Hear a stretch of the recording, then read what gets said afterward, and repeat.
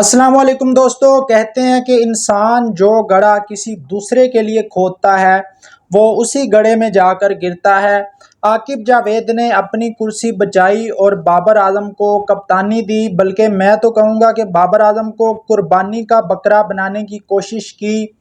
बाबर आजम को लेकर जब वो वेस्ट इंडीज़ के दौरे पर पाकिस्तान की टीम को लेकर गए हुए हैं तो उनका पीछे एक कंट्रोवर्शियल स्टेटमेंट आकिब जावेद की जानिब से आया, जिसके ऊपर मोहसिन नकवी की जानिब से अब आकिब जावेद को शट अप कॉल दे दी गई है। आकिब जावेद को क्या कहा गया है बाबर आजम को लेकर, इसके बारे में बात करेंगे। उसके अलावा हेड कोच माइक हैसन जो कि पाकिस्तान के वाइट बॉल के कोच हैं और बड़े बड़े वो दावे करते हैं छोटी छोटी टीमों को हरा कर कि मैंने 70% मैचेस पाकिस्तान को जितवाए हैं, चाहे वो बी टीमों के खिलाफ या सी टीमों के खिलाफ हों या छोटी टीमों के खिलाफ हों। अब एक बड़ी टीम ने अप्रोच किया है हेड कोच माइक हैसन को। वो कौन सी बड़ी टीम है? हेड कोच माइक हैसन क्या पाकिस्तान को छोड़कर चले जाएंगे वर्ल्ड कप से पहले? इसके बारे में बात करेंगे।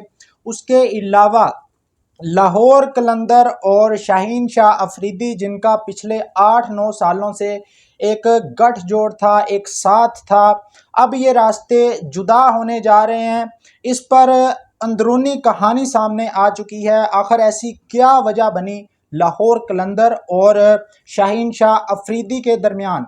इतना पुराना साथ दोनों का जो कि अब टूटता हुआ दिखाई दे रहा है और कुछ अंदरूनी कहानियां जो हैं वो भी सामने आई हैं, उसके बारे में भी बात करेंगे। तो सबसे पहले आपसे गुजारिश है कि अगर आप पहली बार आए इस वीडियो को लाइक और चैनल को लाजमी तौर पर सब्सक्राइब कर दिया करें ताकि आपको इसी तरह की वीडियोस मिलती रहें।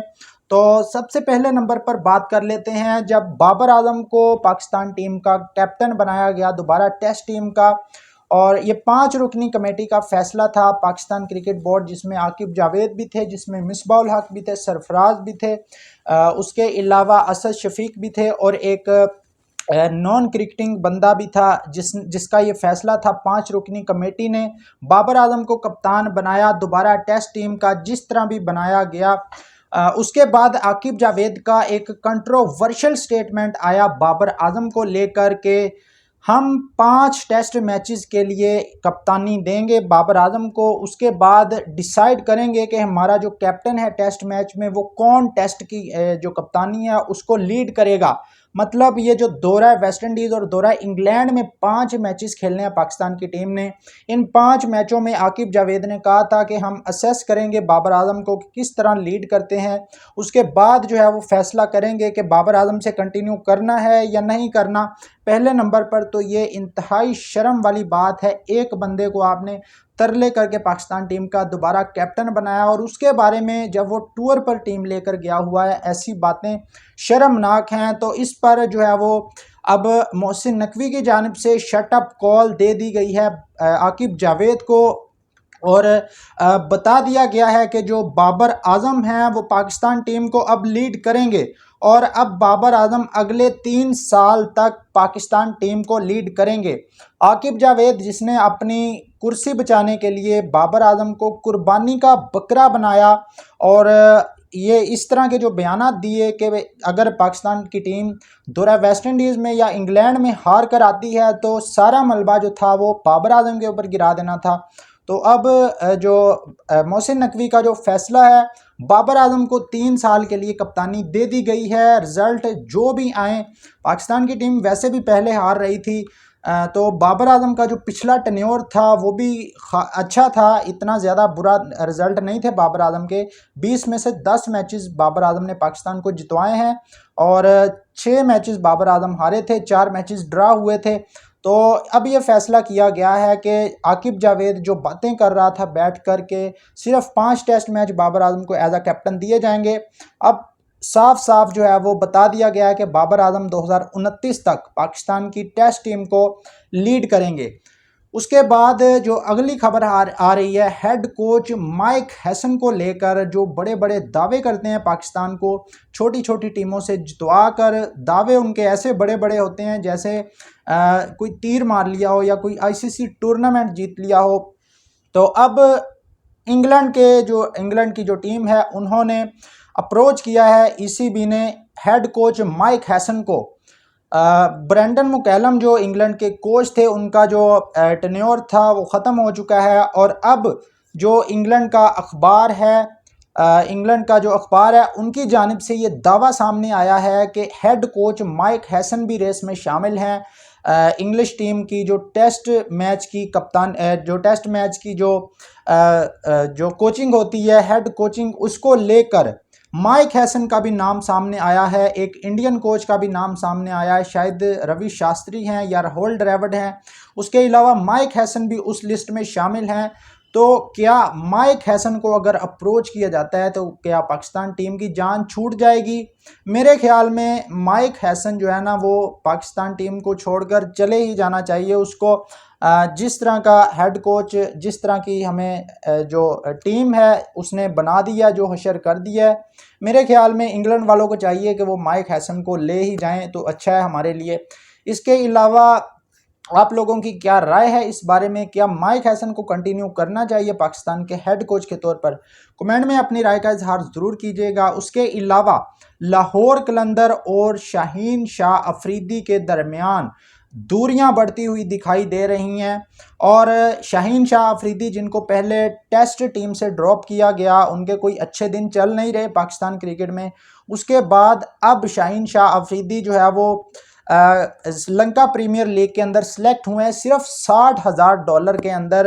وہ شاہین شاہ افریدی جو 10 کروڑ پہ لیتا ہے لاہور قلندر سے جب وہ کھیلتا ہے، اس کے علاوہ اس کو اور بھی جو الاؤنسز ہیں وہ ملتے ہیں، صرف $60,000 کے عوض جو ہے وہ لنکا پریمیئر لیگ میں شاہین شاہ افریدی نے کنٹریکٹ کر لیا۔ تو اب خبر یہ آ رہی ہے کہ جو لاہور قلندر نے گلوبل سپر لیگ کھیلنی ہے GSL، اس کے لیے جو سکواڈ کا اعلان ہوا ہے اس میں شاہین شاہ افریدی کا نام شامل نہیں ہے۔ لاہور قلندر کی ٹیم GSL کے لیے جا رہی ہے، جو کہ 23 جولائی سے 1 اگست تک کھیلی جائے گی۔ یہ ویسٹ انڈیز کے شہر گیانا میں کھیلی جائے گی۔ اس لیگ میں 5 ٹیمیں شرکت کریں گی۔ نمبر 1 پر جو ہے وہ پرتھ کی ٹیم ہوگی، پہلے نمبر پر لاہور قلندر، دوسرے نمبر پر پرتھ سکارچر، تیسرے نمبر پر ڈیزرٹ وائپر جو ILT کی ٹیم ہوتی ہے، چوتھے نمبر پر گیانا ایمیزون واریئر، اور 5ویں نمبر پر سینس فرانسسکو۔ یہ 5 ٹیمیں جو ہیں اس ٹورنامنٹ میں حصہ لے رہی ہیں، اور لاہور قلندر کی جانب سے حیران کن طور پر شاہین شاہ افریدی، جب ان کا جو نام ہے نہ پاکستان کی ٹیسٹ ٹیم میں آیا ہے نہ کسی اور جگہ وہ بزی ہیں، تو لاہور قلندر نے مائیکل بریسویل جو نیوزی لینڈ کے کپتان ہیں ان کو کپتانی دی ہے لاہور قلندر کی، اور شاہین شاہ افریدی جو بالکل فارغ تھے اس ٹائم پر، کوئی ان کی جو ہے پاکستان کی ٹیم کی طرف سے اسائنمنٹ نہیں تھی، تو شاہین شاہ افریدی جو ہے ان کو ایک سائڈ پر کیا گیا ہے۔ اب خبریں یہ آ رہی ہیں کہ جو شاہین شاہ افریدی اور لاہور قلندر کے درمیان جو معاملات ہوئے تھے، شاہین شاہ افریدی کچھ دوستوں کو سکندر رضا کو ملوانے کے لیے لے کر گئے تھے اپنی رسپانسبلٹی پر اس PSL میں 2026 کے اندر جو PSL ہوئی تھی، اور سیکیورٹی کا بریچ ہوا تھا جس پر پاکستان کرکٹ بورڈ نے بھی ناراضی کا اظہار کیا تھا۔ اس کے بعد لاہور قلندر کی جانب سے 15 لاکھ کا فائن کر دیا گیا تھا شاہین شاہ افریدی کو۔ تو اب خبریں یہ آ رہی ہیں کہ اس چیز کو لے کر شاہین شاہ افریدی بھی ناراض ہیں، اور لاہور قلندر جو ہے ان کی جانب سے بھی کافی کوششیں کی گئی شاہین کو منانے کی، لیکن شاہین شاہ افریدی نے لنکا پریمیئر لیگ کو پریفر کیا، اور یہ جو لاہور قلندر کی ٹیم تھی گلوبل سپر لیگ میں، اس کی کپتانی کے لیے نہیں گئے شاہین شاہ افریدی، اس ٹیم کو جوائن نہیں کیا۔ اب دیکھتے ہیں کہ آگے جو ہے وہ PSL جو 12 ہوگی اس میں کیا معاملات ہوتے ہیں، کہ کیا شاہین شاہ افریدی جو ہے وہ لاہور قلندر کی ٹیم کو چھوڑ کر کسی اور ٹیم میں جائیں گے، یہ آنے والا وقت بتائے گا۔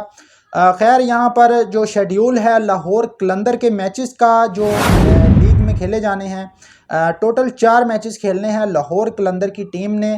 پہلا میچ پرتھ اور لاہور کے درمیان کھیلا جائے گا 23 جولائی کو۔ یہ میچ 7 بجے شام کو پاکستان ٹائم کے مطابق ہوگا۔ لاہور قلندر اپنا دوسرا میچ 24 جولائی کو کھیلے گی ڈیزرٹ وائپر کے خلاف، جس کی کپتانی شاداب خان کریں گے۔ تیسرا میچ لاہور قلندر کا 27 جولائی کو صبح 4 بجے گیانا کے خلاف ہوگا، جو ویسٹ انڈیز کی جو ویسٹ انڈین لیگ کی جو ایک فرینچائز ہے گیانا ایمازون واریر. چوتھا میچ جو ہے لاہور قلندر کا سینس فرانسسکو جو ایم ایل سی کی ٹیم ہے, جو یو ایس اے کی ایک لیگ ہے, اس کی ٹیم کے درمیان کھیلا جائے گا. یہ میچ 29 جولائی کو کھیلا جائے گا اور یہ میچ صبح 7 بجے شام 7 بجے کھیلا جائے گا. فائنل 1 جولائی کو کھیلا جائے گا. تو یہ شیڈیول ہے. اور لاہور قلندر کا اسکواڈ بھی آ چکا تھا جو میں نے آپ کو بتایا تھا, یہ آپ ساتھ اسکواڈ بھی دیکھ سکتے ہیں. یہ نام ہے لاہور قلندر میں شاہین شاہ افریدی کیوں نہیں شامل. آپ بھی اپنی رائے کومنٹ باکس کی صورت میں بتا سکتے ہیں. ویڈیو اچھی لگی ہو تو لائک اور چینل کو سبسکرائب کر لیں. مزید اس طرح کی ویڈیو ملتے ہیں نیکسٹ ویڈیو میں. Good bye.